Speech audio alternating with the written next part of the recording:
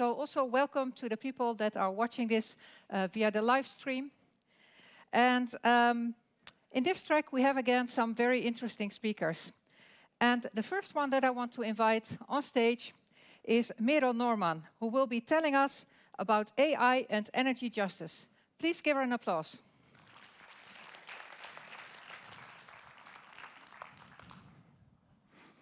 Thank you. Yes. Okay, so hi, everyone. I'll just dive right in. By show of hands, who has heard of the energy transition? Good. Who knows what it is? Okay, so I'll explain a little bit. The energy transition is one of our bigger challenges today, where we move from fossil-based fuels to more renewable energy sources. That's part of it. And that comes with certain challenges, in part because these renewable energy sources like solar and wind are a lot more dynamic, more distributed, a little bit more unpredictable. So our existing infrastructure isn't really built for that. And we have to come up with ways of dealing with these dynamics and this distributed nature of these renewable energy sources. And so, as all of you have heard of the energy transition, it doesn't surprise you, I'm assuming, that AI is also offered here as one of the promising technologies that can deal with some of these challenges. And so in recent years, I've been looking into what that means, having AI as a promising technology within the energy transition. This mostly is part of a research project called Megaminds, which is a big research project here in the Netherlands, where we're looking at AI technologies in the grid edge and how we can facilitate self-management in the grid edge as a way to facilitate that energy transition. So AI is not only proposed as a way to facilitate the energy transition, but it's also part of the digital transition. Because as we're moving to these more decentralized, distributed energy systems, we're looking towards digital technologies to facilitate that. So instead of going from these big centralized coordination mechanisms and infrastructures, where you can turn a knob or a button when you want to increase or decrease the energy supply in response to changing demands, we now have to find ways of doing that on in a more decentralized way, where we have to also take into consideration the dynamics of these renewable energy sources and the changing demands within the grid edge. So AI is a promising technology. It has been used and proposed as a solution for various things, like forecasting and predicting energy. Oh, you can see this here as well. Like forecasting and predicting the energy loads. It's been used to have the control behind the meter, appliances and devices like smart fridges and smart dishwashers. But it can also be used to optimize energy storage for local batteries, for instance, or maybe for electrical vehicles. It's used to predict energy market prices. So there's a whole bunch of application areas where people are looking towards AI to come up with some good solutions. And so in this way, it promises to shift. It promises to facilitate the shift from centralized to decentralized energy networks, or also where I look in particular in electricity systems. But it also promises to empower citizens and consumers by enabling them to be more active participants in energy markets. It also promises to help with sustainability challenges, to reduce cost effectiveness, to increase transparency. So there's a whole bunch of promises that AI brings, which are more general, I think. But as is the case in many other domains as well, it also comes with some concerns. So things like privacy issues, These are data-hungry algorithms that need quite a lot of data about, for instance, personal households and what you do in your house in order to optimize, for instance, the demand response systems. But also transparency can also be a problem because these technologies become very complex, etc. So they can be a problem. Autonomy, how much can you still decide really about how you use your smart devices, those kinds of things. These are some of the concerns that AI brings along. Now, this is not really something special about AI. Most technologies, when we introduce them, they challenge our existing ways of doing things. They disrupt our existing norms and coordination mechanisms, and we have to come up with new ways of doing things and having particular norms for this. And as some of the other speakers will also tell you, this comes with discussions about, what values should guide those negotiations about how we want to use these technologies and how we want to build these technologies. Now, one such value that is relevant, I think, in the energy transition is energy justice.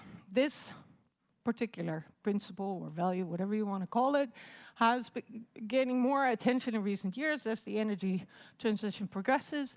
And this is the idea that the changes that are now coming due to the energy transition should work for the benefit of everyone, not just the happy few, right? And so what does that mean? How can we make sure that these new technologies serve the benefit of everyone?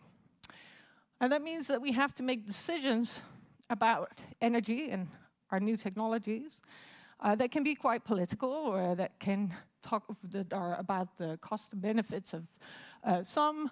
And it can also be about how we make these decisions.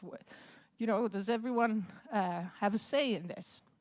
Now, this idea of energy justice is, I think, a nice guiding principle to think about AI and how we want to implement these new technologies within the energy system. And so one way of doing that is by picking apart a little bit more what energy justice is. And a very kind of high-level distinction you can make, which is more prevalent in the academic literature, is the distinction between distributional justice, procedural justice, and recognition justice. I'll start with distribution justice. Distribution justice is, how do we distribute the costs and benefits? Easy. Procedural justice is how do we get there? How do we decide about these things? Who gets a say in how we should distribute costs and benefits? And does everyone have access to these discussions? And if you don't agree, are there ways of, objecting to it? And then there's recognition justice. This is one of the lesser known ones. This is about, is everyone recognized as a stakeholder with valid claims and valid interests and needs? Are they represented in these discussions? And are they represented well, or are we misrepresenting people? This is recognition justice. Now, these three kinds of justice help in understanding what AI means for the energy transition. And so, in order to do so in this research that we've been doing, we've been looking at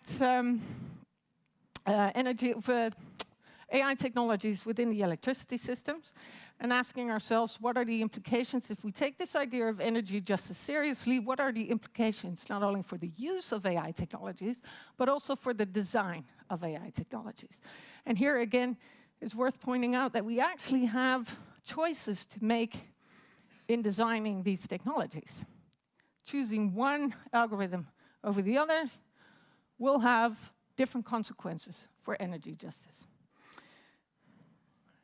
What does that mean exactly? Well, I found a fairly simple example, which at least I could understand, having not, an extensive background in electricity. But the example of solar panels and what to do when we have sunny afternoons, and there are lots of solar panels within a certain neighborhood, and there's actually too much energy supply because there's not enough demand at certain sunny afternoons, right? So the simple thing to do at the moment is just to cut off those solar panels that are at the highest voltages points in the feeder, which means that the households or companies or businesses, whatever, at the end of the feeder are cut off every time. Now, does this seem fair? Probably not, right? We'd like to have a fair way of doing this. Now, you can use AI to do that, to find different ways that distribute the costs or benefits a little bit more equally. But what does that mean? Sorry, this is called fair curtailment. Good to know. So in terms of distribution justice, that means how will the costs and benefits be distributed across all these people with or without solar panels on their roofs. In terms of procedural justice, it means how can we be transparent about these decisions? And do we allow prosumers and consumers to actually have a say in these kinds of decisions? Or can they be represented in some way?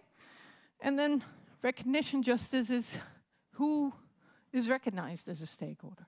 So are we just looking at people with solar panels on their roofs, or also looking at people that don't have a solar panel on their roof? Or are we also looking at the people in the neighborhood next to it, right? Who has a valid claim here? These are some of the more energy justice related questions. Now, how does that apply to AI? Well, like I said, different choices have different consequences. So, for instance, you can make a choice about what kind of machine learning you're going to use. Are you going to use supervised, unsupervised, or reinforcement learning?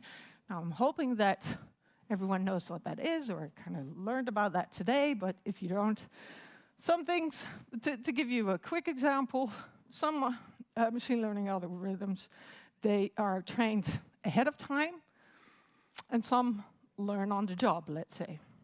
Now, if you train them ahead of time, that might be more efficient, for instance, or more predictable. But what happens when we introduce new households? We have to retrain the models. How much does that cost? Or if we don't retrain them, what happens to those new households?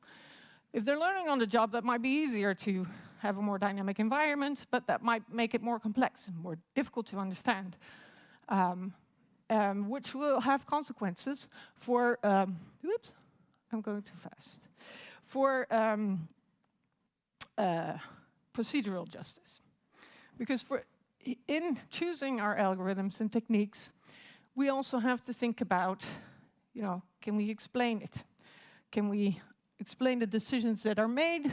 And can we also still make changes, right? We can perhaps get everyone to participate on how to make these decisions ahead of time while designing, but you might want to choose a technique or a model that you can actually change while it's already in operation. Because once it's in operation, people might turn out that they don't like the way decisions are being made. And we have to make some adjustments. And this is a choice that you can make. And also in terms of the kinds of data that we use.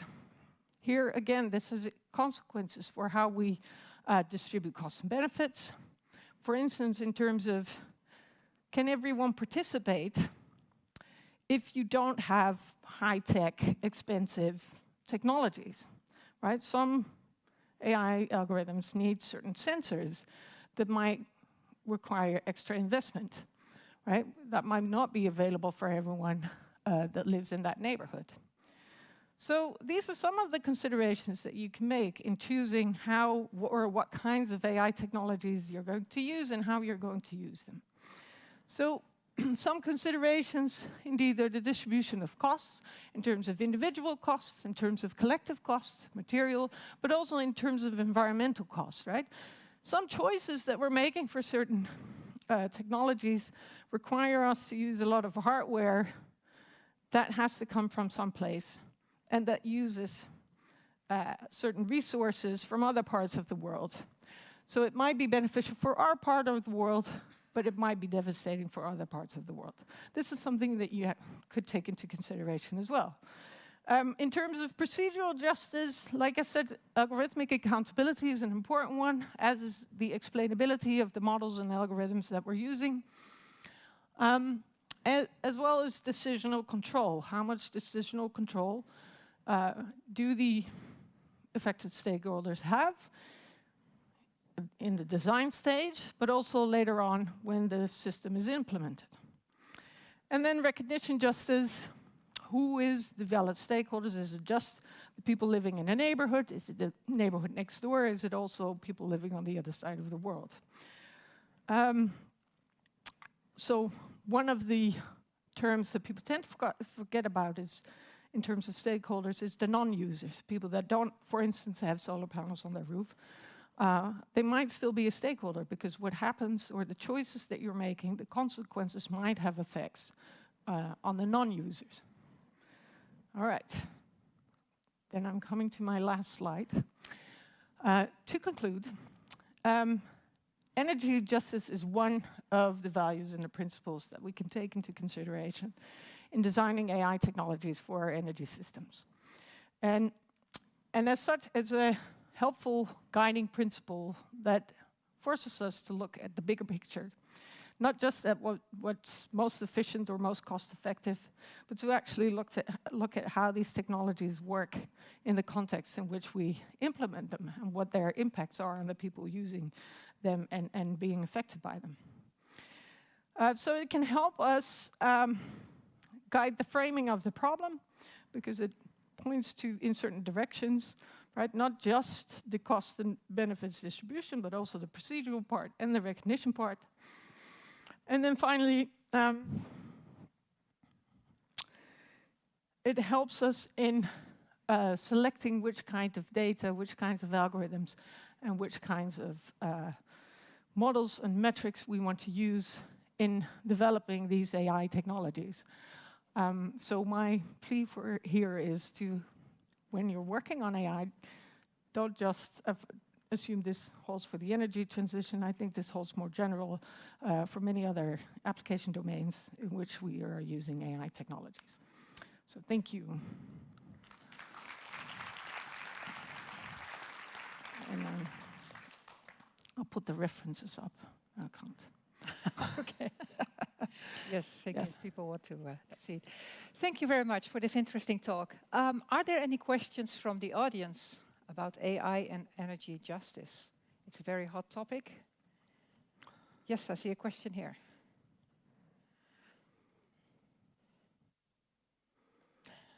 Thank you for your talk. I would like to ask what you think is the role of academia, industry, and government and their relation in the creation of AI justice in the energy transition. Sorry, what is the role of all these different? Yes. Yes. So, and to what extent maybe can this, well, creation of justice be left up to the companies in the open market? That's a good question. I think it's important that they work together. I think that the project that we're working in, the Megamind project, has partners from academia, industry. I don't think we have governance, but we're talking to governmental parties as well, because I don't think within academia you can really understand what's happening on the ground without actually working with the people developing these technologies and working with these technologies, and vice versa. I think academia can play a big role in making these kinds of choices more explicit and helping designers and developers navigate these complex, more ethical, societal aspects of new technologies. Does that answer your question? It's very short. I can have a lecture on this, but thanks for your question. Yeah. Any other questions? One more question there.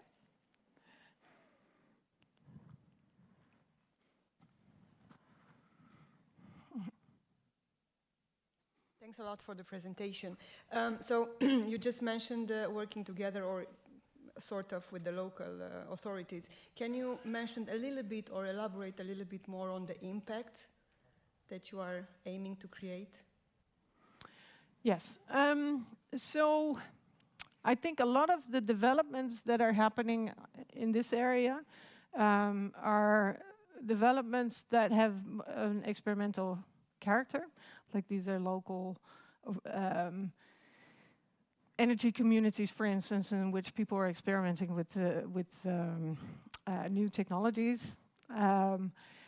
And I think by working in a project like this,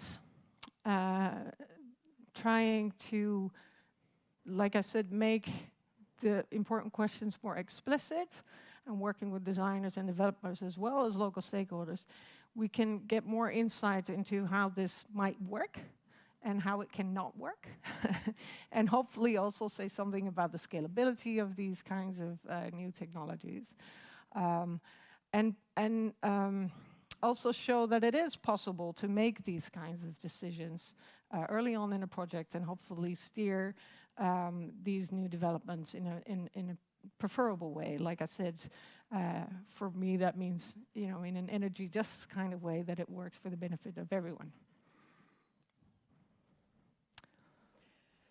Okay, well, thank you very much for this interesting talk. Please welcome an applause again for Merel. Thank you.